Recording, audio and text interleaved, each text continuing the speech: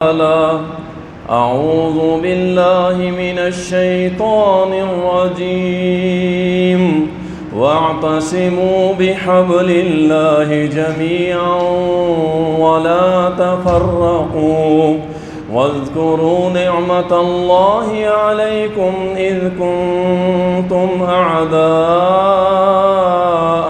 فألف بين قلوبكم فأصبحتم بنعمته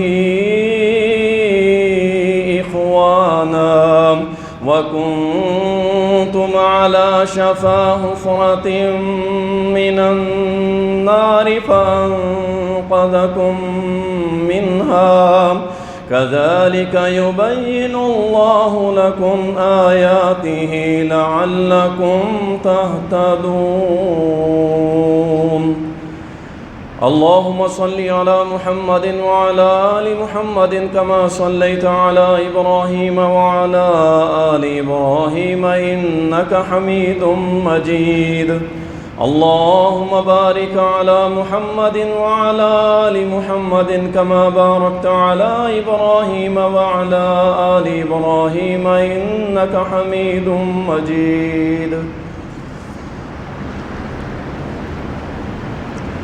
تعریفات اللہ سبحانہ و تعالیٰ کے لیے، درود و سلام سید المرسلین، شافی محشر، ساقی کوثر، امام المجاہدین جناب محمد الرسول اللہ صلی اللہ علیہ وسلم پر بے شمار رحمتیں ہوں، صحابہ کرام رضوان اللہ علیہم اجمعین پر۔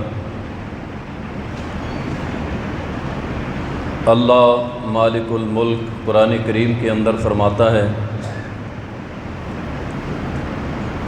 اور اللہ کی رسی کو مضبوطی سے تھامے رکھو، تفرقوں میں نہ پڑو، اور یاد کرو اللہ کی اس نعمت کو کہ جب تم آپس میں ایک دوسرے کے دشمن تھے، اللہ نے اپنی نعمت مہربانی کے ذریعے تمہارے دلوں کو آپس میں ملا دیا، اور تم عین جہنم کے کنارے پہ پہنچ چکے تھے۔ اللہ نے تمہیں اس جہنم سے پیچھے ہٹایا۔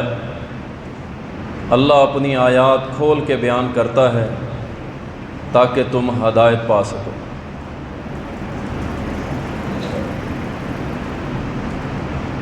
اس میں کوئی شک نہیں ہے کہ جو شخص تفرقے کے اندر پڑتا ہے، فرقہ بازی کے اندر پڑتا ہے، وہ شخص گمراہی کے اندھیروں میں چلا جاتا ہے۔ اور اس بات کو آپ نوٹ فرما لیجئے کہ فرقہ بنتا ہی تب ہے کہ جب بندہ قرآن کو چھوڑتا ہے، سنت رسول اللہ صلی اللہ علیہ وسلم کو چھوڑتا ہے، اور صحابہ سے ہٹ کے قرآن و سنت کو سمجھتا ہے، پھر بنتا ہے فرقہ۔ جب قرآن و سنت کو اپنے دماغوں کے اوپر پرکھیں گے، سمجھیں گے، سوچیں گے تو پھر فرقہ بنے گا۔ جب آپ پیچھے پیچھے چلتے رہیں گے صحابہ کے تو انشاءاللہ کبھی گمراہ نہیں ہوں گے۔ اللہ نے بڑی سختی سے منع فرمایا ہے اس تفرقہ بازی سے، فرقوں میں بٹنے سے، اور حبل رسی اس کو مضبوطی سے تھامنے کا حکم دیا ہے۔ صحیح مسلم کے اندر حدیث آتی ہے، رسول اللہ صلی اللہ علیہ وسلم نے فرمایا، الا خبردار وانی تارکم فیکم ثقلین، تم میں بڑی دو بھاری چیزیں میں چھوڑ کے جا رہا ہوں، بڑی بھاری چیزیں دو تمہارے اندر میں چھوڑ کے جا رہا ہوں۔ احدہما کتاب اللہ عز وجل، ان میں سے ایک اللہ کی کتاب ہے یعنی قرآن کریم ہے۔ ہوا حبل اللہ، یہ اللہ کی کتاب اللہ کی رسی ہے۔ من اتبعہ علی الہدی، اور جو اس کو پکڑ لے گا وہ ہدایت یافتہ بن جائے گا۔ ومن ترکہ کان علی ضلالۃ، اور جو اس رسی کو چھوڑ دے گا وہ گمراہ ہو جائے گا۔ یعنی آپ نے فرمایا کہ دو چیزیں تمہارے اندر بڑی بھاری چھوڑ رکھ کے جا رہا ہوں، ایک اس میں سے کتاب اللہ ہے، اور دوسری حدیث کے اندر فرمایا صحیح الجامع کے اندر، ترکت فیکم شیئین، دو چیزیں تمہارے اندر چھوڑے جا رہا ہوں، لن تضلوا بعدہما، اگر تم نے انہیں مضبوطی سے پکڑ لیا تو ہرگز ہرگز کبھی بھی قیامت تک گمراہ نہیں ہوگے تم۔ وہ کون سی دو چیزیں؟ کتاب اللہ و سنتی، ایک اللہ کا قرآن ہے اور ایک میں محمد کی سنت ہے صلی اللہ علیہ وسلم۔ اور اس کے آگے جو فرمایا نا نبی علیہ السلام نے، وہ بڑا پیارا جملہ ہے، آپ کا فرمان ہے، فرمایا وَلَن يَتَفَرَّقَ حَتَّى يَرِدَ عَلَى الْحَوْضِ عَلَيَّ الْحَوْضِ، کہ یہ کتاب و سنت اس طرح جڑے ہوئے ہیں، جب تک دنیا قائم ہے اسی طرح جڑے رہیں گے، حتیٰ کہ حوض کوثر پر بھی قرآن و سنت اسی طرح اکٹھے آئیں گے، یہ کبھی الگ نہیں ہوں گے، ان کو الگ کرنے کی کوشش نہ کرو۔ اللہ اکبر۔ اس لیے اللہ نے فرمایا اتبعوا ما انزل الیکم من ربکم ولا تتبعوا من دونہ اولیاء، جو اللہ نے تم پہ نازل کیا ہے اس کی پیروی کرو۔ یاد رکھیں، جو اللہ نے نازل نہیں کیا اور آپ اس کی پیروی نہیں کرتے، اللہ آپ کی پکڑ نہیں کرے گا۔ اور اللہ سے منزل من اللہ کیا ہے؟ قرآن اور سنت، اس کے علاوہ کچھ بھی دین نہیں ہے، اس کی پیروی کرنا ضروری نہیں ہے۔ دو چیزیں ہیں، کتاب اللہ و سنت، دو چیزیں، اللہ کا قرآن اور محمد صلی اللہ علیہ وسلم کا فرمان۔ آپ اس بات کو یاد رکھیں، جس طرح قرآن لا ریب کتاب ہے نا، جس میں کوئی شک نہیں، معصوم ہے، غلطیوں سے پاک ہے، اسی طرح میرے محمد کی سنت بھی غلطیوں سے پاک ہے، اس میں بھی کوئی شک نہ کرے۔ صحیح بخاری کے اندر،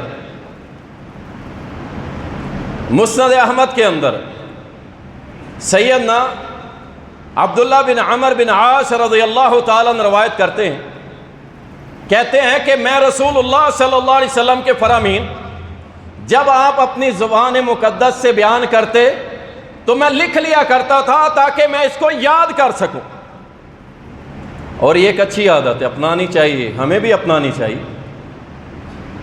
اگر کوئی جمعہ کے اندر بیٹھ کے بھی لکھنا چاہتا ہے تو کوئی حرج نہیں، نیت کیا ہو کہ میں اس کو یاد رکھوں گا اور یاد کر کے لوگوں تک پہنچاؤں گا۔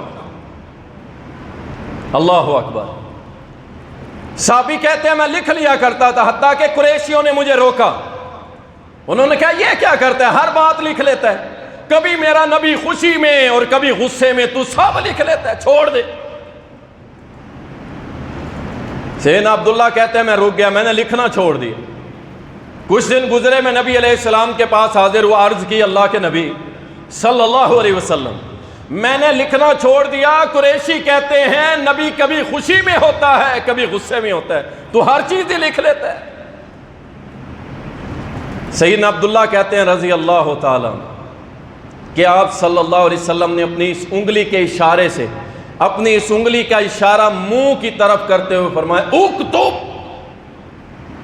میں حکم دے رہا ہوں عبداللہ آج کے بعد لکھ، اس ذات کی قسم جس کے ہاتھ میں محمد کی جان ہے، اس منہ سے جب بھی نکلتا ہے حق نکلتا ہے۔ معلوم ہوا کہ حدیث رسول، سنت رسول، اس میں بھی کوئی شک نہیں ہے، معصوم ہے، حق ہے، جو میرے محمد کی زبان سے نکل جائے صلی اللہ۔ اللہ اکبر۔ اس میں شک نہیں کرنا چاہیے، نہ قرآن پہ اور نہ میرے محمد کی حدیث پہ صلی اللہ۔ سمجھ نہیں آ رہی نا، بعض حدیث ہیں، اس لیے علماء کی طرف رجوع کیا کریں۔ سمجھ نہیں آ رہی، یہ کبھی نہیں سوچنا کہ یہ نعوذ باللہ حدیث غلط ہے، ہاں یہ کہنا میری سوچ غلط ہے، میری عقل ناقص ہے، میری عقل اس کے فہم کو، اس کی سمجھ کو نہیں بوجھ سکی، کیا چیز۔ علماء سے رابطہ کریں جی، یہ حدیث سمجھ نہیں آ رہی، وہ آپ کو سمجھائیں گے، کیونکہ ایک حدیث آپ پڑھ رہے ہیں اور اس حدیث کی تفسیر کے اندر کئی حدیثیں ہیں جو آپ کو نہیں پتہ۔ اللہ اکبر۔ معلوم ہوا کہ قرآن و سنت دونوں غلطیوں سے مبرہ ہے۔ اللہ اکبر۔ رسول اللہ صلی اللہ علیہ وسلم نے اس لیے سخت آرڈر جاری کیا قرآن و سنت کے متعلق۔ یہ میں تمہیداً آپ کا ذرا ذہن اس طرف مائل کر رہا ہوں تاکہ آپ عمل جب کرتے ہیں آپ کے عمل میں مضبوطی ہو کہ ہمارا ہر عمل قرآن و سنت کے مطابق ہونا چاہیے۔ اللہ اکبر، کیا فرمایا؟ من احدث فی امرنا ھذا ما لیس منہ فہو رد۔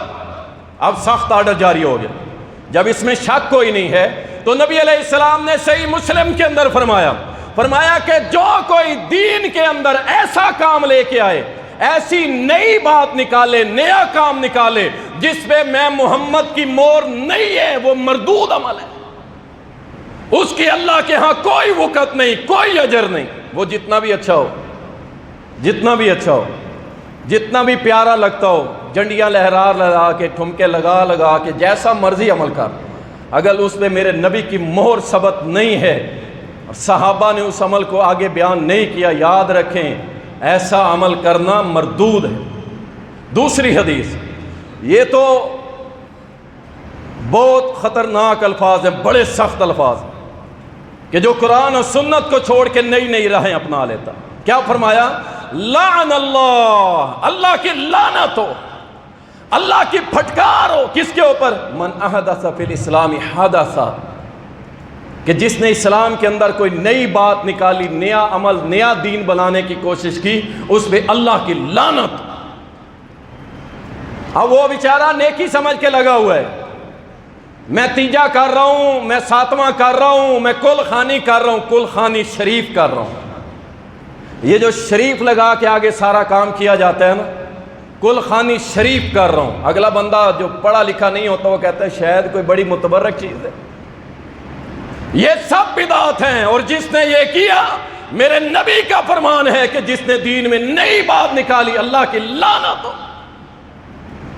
اور یہ بیچارہ سمجھ رہا ہوتا ہے میں اپنے مردے کو بیلٹی کر رہا ہوں، پیچھے ثواب مل رہا ہے، ثواب نہیں مل رہا، تو اپنا مال، اپنا وقت، اپنا سب کچھ ضائع کر رہا ہے۔ اللہ اکبر، یاد رکھیں اللہ کے ہاں سزا اور جزا کا جو معیار ہے نا، وہ قرآن و سنت ہے۔ اللہ جسے جنت دے گا قرآن و سنت کے مطابق عمل کرنے والے کو دے گا، اور جسے جہنم میں پھینکے گا اسے بھی قرآن و سنت چھوڑنے کی وجہ سے۔ قرآن کریم ہے، سنیں آیت ہے، اللہ تعالیٰ فرماتا ہے وَمَن يُطِعِ اللَّهَ وَرَسُولَهُ، جو کوئی تم میں سے اللہ اور اس کے رسول کی اطاعت کرے گا، قرآن اور سنت پہ چلے گا، کیا ہوگا؟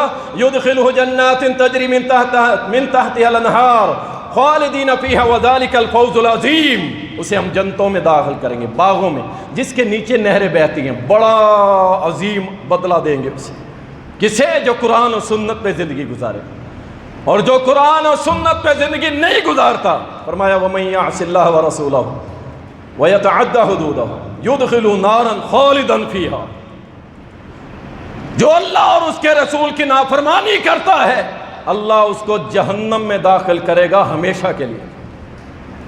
اللہ معلوم ہوا اللہ کے ہاں جنت اور جہنم کا جو معیار مقرر ہے وہ قرآن و سنت کے مطابق، عمل کرنے والے کے لیے اور چھوڑنے والے کے لیے ایسی ہی سزا۔ اللہ ہم سب کو قرآن و سنت پہ چلنے کی توفیق عطا فرمائے۔ اور صحابہ کیا فرماتے ہیں؟ صحیح بخاری کے اندر صحابہ کہتے ہیں باعنا رسول اللہ صلی اللہ علیہ وسلم، ہم نے بیعت کی رسول اللہ صلی اللہ علیہ وسلم کے ہاتھ پر۔ کس چیز کی؟ فرمایا کہ ہم نبی علیہ السلام کی حدیث کو سنیں گے اور اس کی اطاعت کریں گے، چاہے وہ آسانی ہو یا تنگی ہو، ہم ہر حال میں محمد کی سنت کو نہیں چھوڑیں گے صلی اللہ علیہ وسلم۔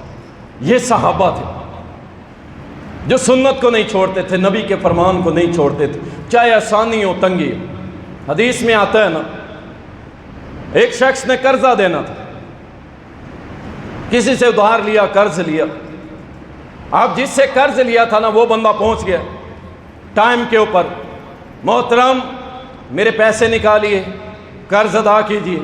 دیکھیں نبی علیہ السلام نے نا قرض سے پناہ مانگی۔ صحابہ نے پوچھا اللہ کے نبی یہ کام برا ہے؟ آپ نے فرمایا دیکھو جو قرض لیتا ہے نا اسے دو باتوں کا سامنا کرنا پڑتا ہے۔ نمبر ایک، وقت پہ اگر ادا نہیں کر سکے گا تو شرمشار ہوگا، اور دوسرا اسے آگے ٹائم لینے کے لیے جھوٹ بولنا پڑے گا۔ اس لیے اللہ کے نبی صلی اللہ علیہ وسلم ہر نماز کے اندر اللہم انی اعوذ بک من المأثم والمغرم دعا کیا کرتے تھے، قرض سے پناہ مانگا۔ آپ پہ قرض نہیں ہے نا، آپ گھر کے اندر جناب سبز مرچیں کوٹ کے بھی روٹی کھا لیں گے نا، آپ کو تکلیف نہیں ہوگی۔ اور آپ پہ قرض ہے تو آپ بٹیرے اور چرگے بھی کھا رہے ہیں نا، تو آپ کے دماغ پہ ایک بوجھ سوار ہے کہ یار میں نے پیسے دینے، میں نے فلاں کو پیسے دے۔ تو وہ صحابی جس نے قرض لیا تھا اس کے دروازے پہ پہنچ گیا قرض دینے والا، اس نے کہا میرا قرض لوٹائیے۔ دروازہ بجایا، دستک دی، اندر سے کوئی جواب نہیں آیا۔ 2 بار 3 بار واپس چلا گیا۔ دوسرے دن آیا، پھر 3 بار دروازہ بجایا، آوازیں دی، کوئی نہیں آیا۔ تیسرے دن پھر آیا۔ جب آیا نا گھر کے اندر تو گھر والوں نے پوچھا کون ہے؟ کہا میں فلاں ہوں اور اپنا قرض لینے آیا ہوں۔ کہاں پہ ہے فلاں؟ اب اس حدیث کے اندر دونوں کے نام نہیں، دونوں صحابیوں کے نام نہیں۔ کہاں ہے وہ؟ انہوں نے آگے سے مبہم سا جواب دیا جس کا معنی نہ ہاں بنتا تھا نہ بنتا تھا۔ بندہ گھر میں تھا، اب وہ گھر سے کیوں نہیں نکل رہا تھا؟ وہی بات کہ باہر نکلوں گا تو جھوٹ بولنا پڑے گا، اور اگر ادا نہیں کرتا تو شرمندہ ہونا پڑے گا۔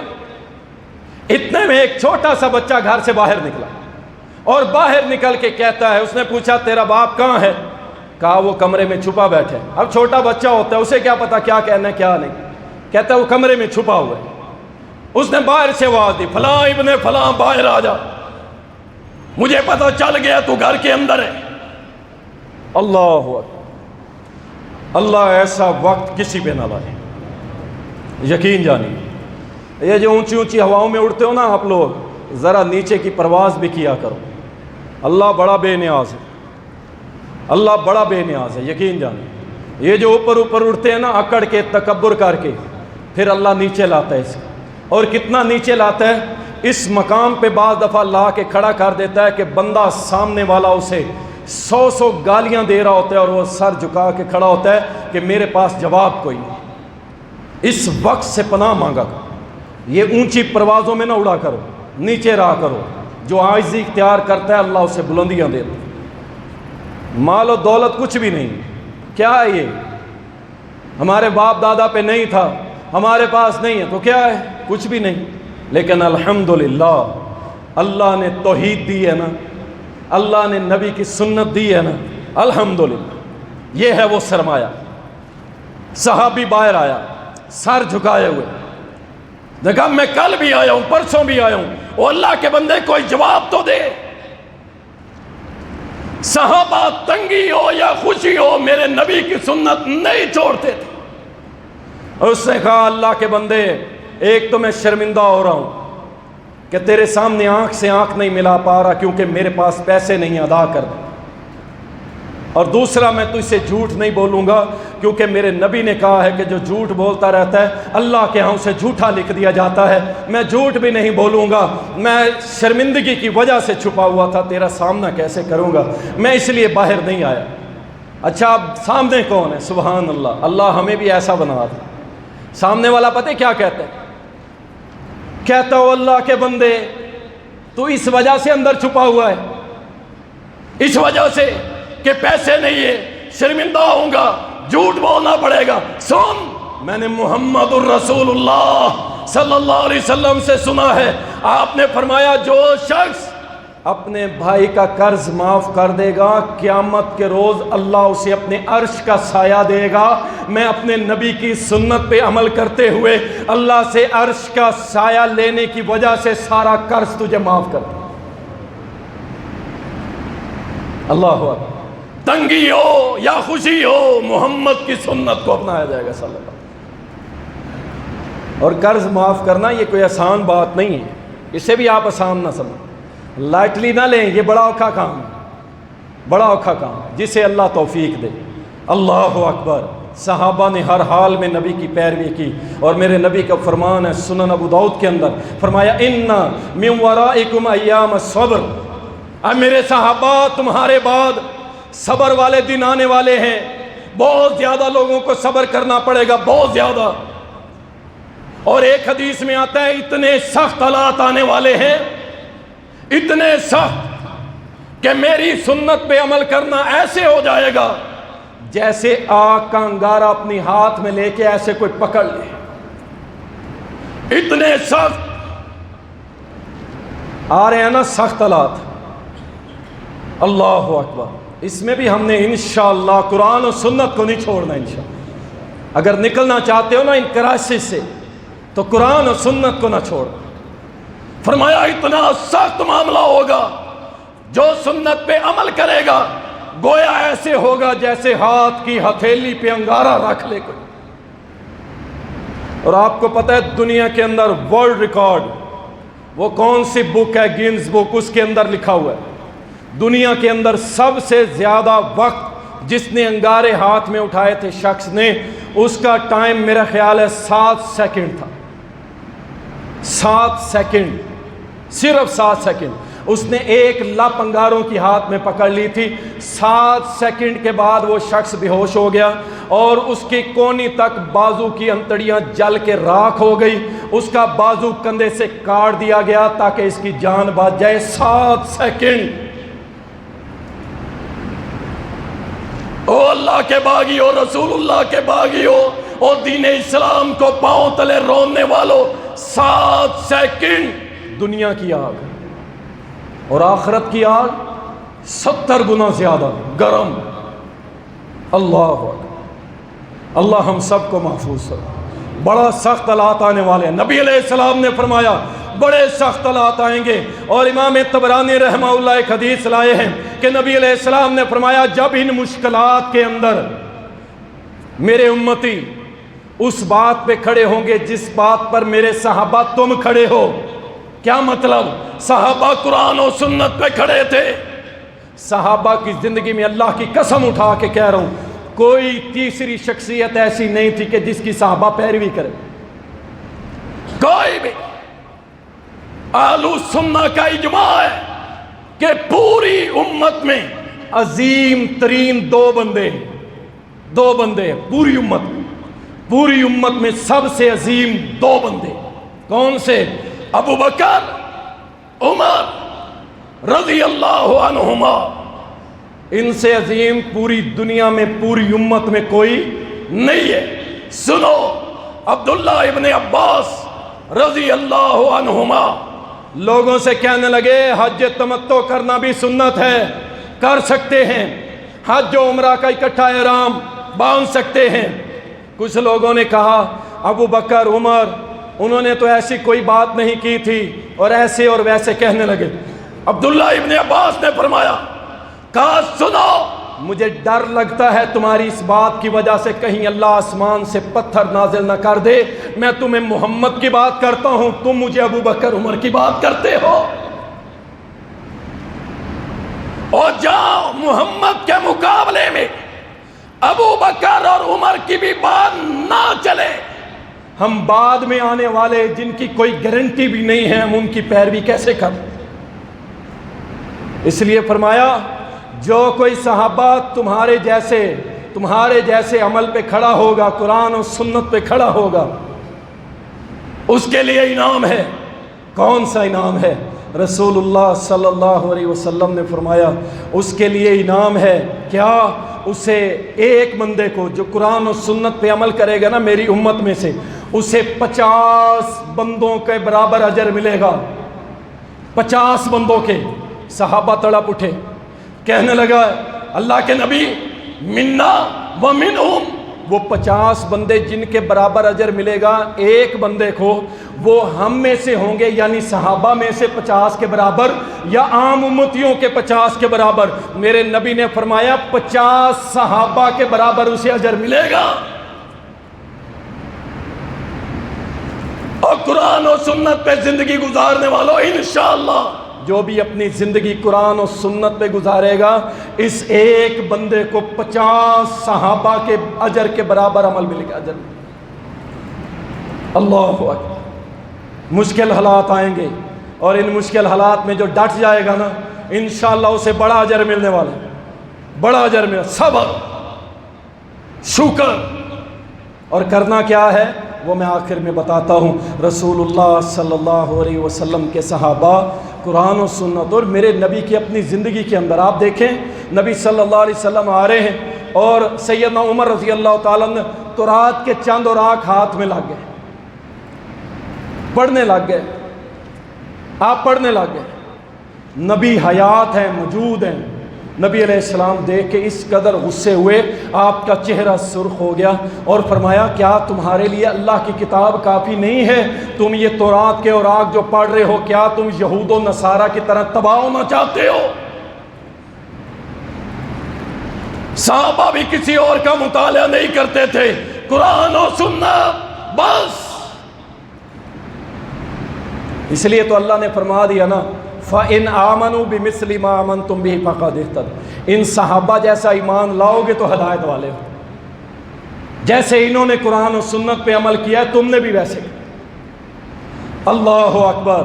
رسول اللہ صلی اللہ علیہ وسلم اور آپ کے ساتھی اور آپ کے بعد میں آنے والے ائمہ کرام میں سے ایک امام جن کا نام امام احمد تھا رحمۃ اللہ علیہ، یہ سبھی کے سبھی قرآن و سنت کو تھامنے والے ہوتے تھے۔ ان کے بیٹے ہیں عبداللہ امام احمد کے، وہ کہتے ہیں کہ میرے والد محترم کو سکرات لگی نا موت کے وقت، اللہ اکبر، بڑا اوکھا ٹائم ہے یارو، بڑا اوکھا وقت آنے والا ہے، سکرات حق ہے، سب کو لگنی ہے، کسی کو تھوڑی کسی کو زیادہ، سب کو۔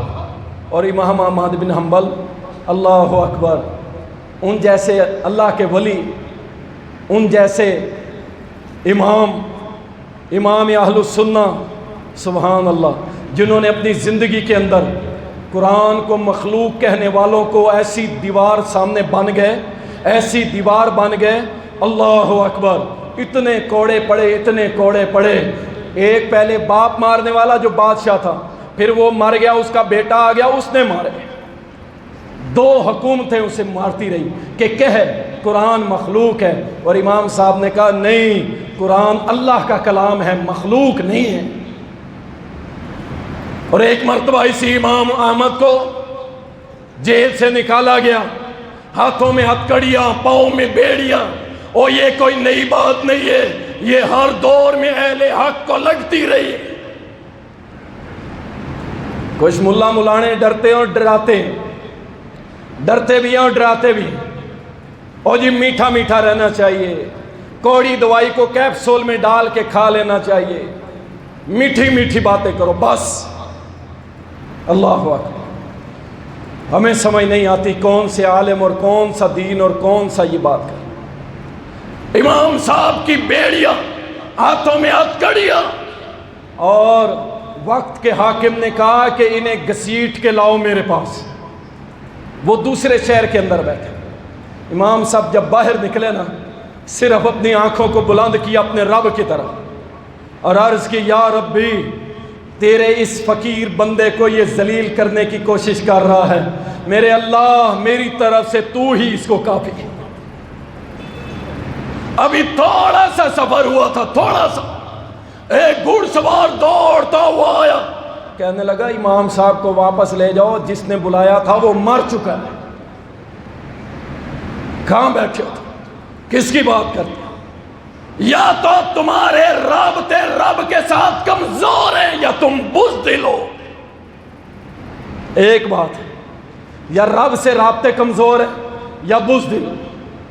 امام احمد بن حنبل کی وہ اٹھی ہوئی آنکھیں، اللہ اکبر، میرے رب نے ان آنکھوں کی بھی قدر کی۔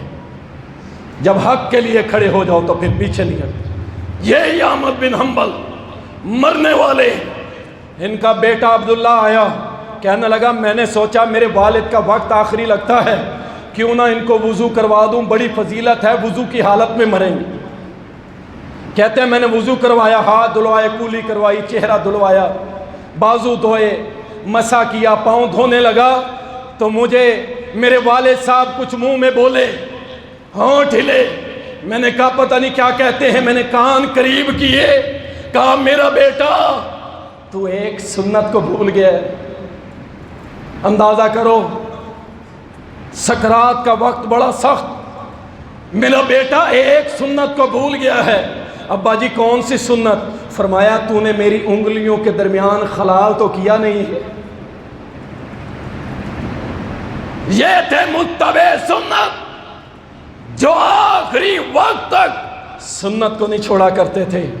اللہ اکبر۔ رسول اللہ صلی اللہ علیہ وسلم کے صحابہ وہ بھی سنت کے اسی طرح متبع۔ نبی علیہ السلام فوت ہوئے، ابو بکر صدیق خلیفہ بلا فصل منبر پہ برجمان ہوئے، کہا اسامہ کھڑے ہو جاؤ اور لشکر لے کے نکلو، جس لشکر کو میرے نبی نے روانہ کیا تھا، اسامہ کھڑے ہو جاؤ۔ بڑے بڑے کبائر صحابہ کھڑے ہو گئے۔ ابو بکر یہ کیا کر رہے ہیں؟ قبیلے حملہ کر رہے ہیں، کچھ قبیلے مرتد ہو گئے ہیں، کچھ لوگ ہم پہ حملے کی سوچ رہے ہیں، آپ اس لشکر کو روانہ کر رہے ہیں، اس لشکر کو آپ ہمیں مروانا چاہتے ہیں۔ ابو بکر صدیق رضی اللہ تعالیٰ نے ایک تاریخی جملہ کہا لوگوں سن لو، اگر ابو بکر کے ٹکڑے ہو جائے اور اس کی بوٹیوں کو چیل اور کبے نوچ کے کھا جائیں، تب بھی ابو بکر یہ محمد کے حکم کو پورا کر کے رہے گا۔ میں کون ہوتا ہوں کہ جس کا حکم میرا نبی دے اور میں اسے روک لوں؟ صحابہ چپ کر گئے۔ پھر ایک دو نے کھڑے ہو کے کہا ابو بکر ایسے کیجئے، اسامہ بھی بچہ ہے، چھوٹی عمر کا ہے، کوئی تکڑا بھیجیں، بزرگ بھیجیں، تجربہ کار۔ کہا تم محمد سے زیادہ سمجھدار ہو کہ جسے امیر لشکر محمد بنائے ابو بکر بھی اسے ہٹا سکتا۔ صحابہ پھر چپ کر گئے۔ ابو بکر صدیق رضی اللہ تعالیٰ نے فرمایا جو زکوٰۃ نہیں دے رہے ابو بکر ان کے خلاف قتال کرے گا، قتال کرے گا۔ کچھ صحابہ کھڑے ہو گئے، جناب ابو بکر وہ تو کلمہ پڑھتے ہیں۔ کہا جو نماز، کیونکہ نماز کے تارک کو صحابہ کافر سمجھتے تھے، اس لیے کہا جو نماز اور زکوٰۃ میں فرق کرے گا ابو بکر اس کے خلاف بھی لڑے گا، جو زکوٰۃ نہیں دے گا ابو بکر تلوار چلائے گا۔ اللہ اکبر۔ اتنے شدید حالات تھے نبی علیہ السلام کی وفات کے بعد، آپ سوچ نہیں سکتے، لیکن ابو بکر نے محمد الرسول اللہ صلی اللہ علیہ وسلم کے ساری سنت کو پکڑے رکھا، اور وہ وقت آیا جب ابو بکر صدیق خلیفہ بنے، عمر خلیفہ بنے، عثمان خلیفہ بنے۔ اللہ اکبر۔ میرے بھائی، صحابہ کرام اسی طرح سنت کے مقابلے میں کسی کو پسند نہیں کرتے تھے اور سنت کو تھام لیتے تھے، اور حقیقت بات ہے جو میرے نبی کے فرمان کو پکڑ لیتا ہے نا، اللہ اسے ذلیل نہیں ہونے دیتا اور اللہ اس کو پورا کرتا ہے۔ ایک صحابی ہیں ابو رافع رضی اللہ تعالی، کہتے ہیں نبی علیہ السلام گھر سے نکلے تو میں نے ایک بکری ذبح کی، ہنڈیا کے اندر ڈالی ہوئی تھی۔ نبی علیہ السلام آئے، پوچھا ابو رافع کیا پکا رہے ہو؟ ابو رافع کہنے لگے اللہ کے نبی بکری کا گوشت، آپ کو بکری کی دستی بڑی پسند تھی، آپ نے فرمایا دستی نکال کے دو مجھے ایک۔ ابو رافع کہتے ہیں میں نے ایک نکال کے دے دی۔ نبی علیہ السلام نے فرمایا ابو رافع ایک اور۔ ابو رافع نے ایک اور نکال کے دے دی۔ تیسری بار نبی علیہ السلام نے فرمایا ابو رافع اور۔ ابو رافع مسکرا کے کہنے لگا اللہ کے نبی بکری کی دو دستیاں ہوتی ہیں۔ آپ صلی اللہ علیہ وسلم نے فرمایا کاش ابو رافع تو ہنڈیا میں ہاتھ ڈال دیتا تو میرا رب تیسری اور چوتھی بھی نکال دیتا۔ جس کا سنت پہ اعتماد ہو اللہ کی قسم اللہ اس کو پورا کرتا ہے۔ اور روتے ہو IMF کھا گیا، UNO کھا گیا، تمہیں کھا ہی جانا ہے، تم نہیں بچو گے۔ UNO IMF بدماش، ڈکیٹ، بلیک میلر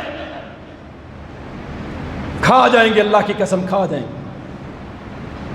جاتے ہیں جی اس کے قدموں میں، سارے حکمران پہنچے ہوتے ہیں جی مائی باپ تو ہی دینے والا ہے ہمارا، انا للہ و انا یا ایھا الناس انتم الفقراء الی اللہ، اور ساری کائنات کے انسانوں تم سب کے سب کس کے در کے فقیر ہو؟ اور یہ IMF کے فقیر، UNO کے فقیر، در در کی بھیک مانگنے والے سنو ایک ایسی حدیث کہ سن کے تم بھی کہو گے کہ اگر دل کے اندر ایمان ہو تو رب کعبہ کی قسم ہے میرا رب اسباب کا محتاج نہیں ہے، وہ بغیر کمائے بھی رزق دینے پہ قادر ہے۔ صحیح حدیث سلسلۃ الصحیحہ کی۔ ایک صحابی گھر آئے، کہا میری بیوی کچھ کھانے کو ہے؟ کہا اللہ کے بندے تو سارا دن محمد الرسول اللہ کی محفل میں بیٹھتا ہے، کمانے تو گیا نہیں، گھر میں کچھ بھی نہیں، اور یہ بڑا اوکھا وقت ہوتا ہے، بڑا مشکل وقت کہ جب بندہ دین کے لیے کچھ کرنا چاہتا ہے اور جیب اجازت نہیں۔ اللہ ایسے وقت سے بچا۔ ہم نے یہ وقت دیکھے، اللہ اکبر، صحابی منہ لٹکا کے گھر سے نکل گیا، کیا جواب دیتا؟ چلا گیا، باہر چلا گیا، جنگل میں نکل گیا، اور بیوی بھی مومنہ تھی، اس نے دعا کے لیے ہاتھ اٹھائے کہ میرا خامن جو ہے وہ پریشان ہو کے نکل، ہاتھ اٹھائے یا اللہ ہمیں کوئی گھر میں کھانے پینے کے لیے کچھ دے دے۔ انتم الفقراء الی اللہ، IUNO کے سامنے بھیک مانگنے والا سنو، وہ بی بی جس کا نام بھی حدیث کی کتابوں میں نہیں ہے، اس بی بی نے کہا یا اللہ تو ہی دینے والا ہے، تو ہی دینے والا ہے، کیا میرے رب نے نہیں دیا؟ سنو کیا دیا، صحیح حدیث کیا دیا۔ خامن تھوڑی دیر کے بعد گھر آ گیا، آخر اسے آنا ہی تھا، دیکھا بیوی کی آنکھیں باہر ہے، حیران ہے، پریشان، کہا کیا ہوا؟ کہا ادھر تو دیکھو۔ اس نے تندور میں جا کے دیکھا نا، اللہ کی قسم تندور کے اندر کیا ہے؟ بکری کی رانیں، بکری کی رانوں سے، بھنی ہوئی رانوں سے تندور بھرا پڑا ہے، اور چکی کی طرف دیکھتا ہے، چکی خود ہی چل رہی ہے، آٹا نکال رہی، اور چکی کے ساتھ برتن آٹے کا پڑا وہ بھی بھرا ہوا ہے، اور پوچھا اللہ کی بندی یہ کہاں سے آیا ہے؟ اس بندی نے کہا قالت من رزق اللہ، یہ اللہ کی طرف سے رزق آیا ہے، میں نے اللہ سے دعا کی، تیری پریشانی میری دعا میرے رب نے رد نہیں کی، تندور بھر دیا گوشت کے ساتھ، چکی بھر دی آٹے کے ساتھ۔ اس بندے نے آگے بڑھ کے چکی کا اوپر والا پتھر ہٹا کے دیکھا، گندم آٹا کہاں سے رہا ہے؟ اللہ اکبر، آٹا آنا بند ہو گیا۔ میرے نبی کے پاس گیا، میرے نبی نے فرمایا ہائے تو اگر اس چکی کے اوپر والے پتھر کو نہ اٹھاتا تو میں اللہ کی قسم کھا کے کہتا ہوں قیامت تک یہ چکی چلتی رہتی اور پوری دنیا کو آٹا دیتی رہتی۔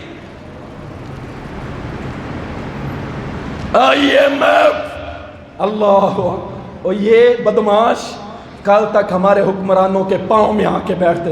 اللہ کی قسم اگر نہیں پتا نا تو سلطنت عثمانیہ کی تاریخ اٹھا کے جاؤ، میں زیادہ دور نہیں جاتا، آج سے پورے 102 یا 4 سال پہلے، 104 سال پہلے یہی برطانوی بدماش، یہی امریکہ کے غنڈے، یہ سارے کے سارے عثمانی خلیفہ کے قدموں میں آ کے بیٹھتے تھے، ہاتھ جوڑ کے بیٹھتے تھے کہ ہمیں کچھ نہ کہنا، کچھ نہ کہنا۔ اور فرانس نے اس وقت بھی خاکے بنائے تھے، میرے نبی کی توہین کی تھی۔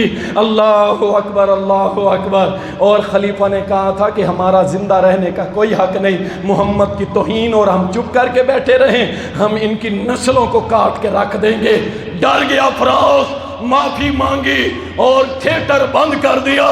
آج انڈیا کا بدماش وزیر اعظم اور اس کی وہ لونڈی بدماش عورت میرے نبی کے اوپر زبان چلائے، بکواس کرے۔ ہم نے کیا کیا؟ ہم کچھ کہیں گے تو شکایت ہوگی۔ ہمارے دل کا بہت درد ہے، اللہ کی قسم، جو بڑے بڑے جانتے ہیں۔ تم نہ جاؤ، نہ چلاؤ ایٹم بم، نہ بھیجو اپنی فوج، کچھ نہ کرو۔ اللہ کی قسم یہ محمد کے غلام بیٹھے ہم سارے، زیادہ بھی نہیں۔ یہ جامعہ رحمانیہ میں جتنے بیٹھے ہیں، 200 400 500 جتنے بھی بیٹھے ہیں، ہم سارے محمد کی عظمت پہ قربان ہونے کے لیے تیار ہیں انشاءاللہ۔ کچھ بھی نہیں. کافر کی کیا اوقات مسلم کے مقابلے میں.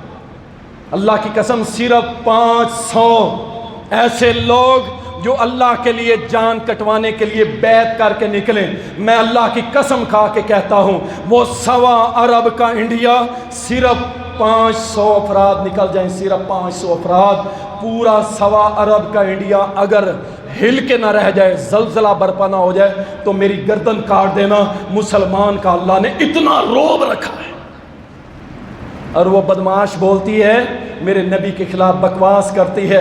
میں تو وہ الفاظ بھی بیان نہیں کرنا چاہتا کیونکہ میرا تو عقیدہ ہے کہ میری زبان جب محمد کا نام لے صلی اللہ علیہ وسلم تو میری زبان 1000 بار وضو کرے, 1000 بار پاک ہو, تو پھر اس کے بعد اس شخصیت کا نام لیا جائے.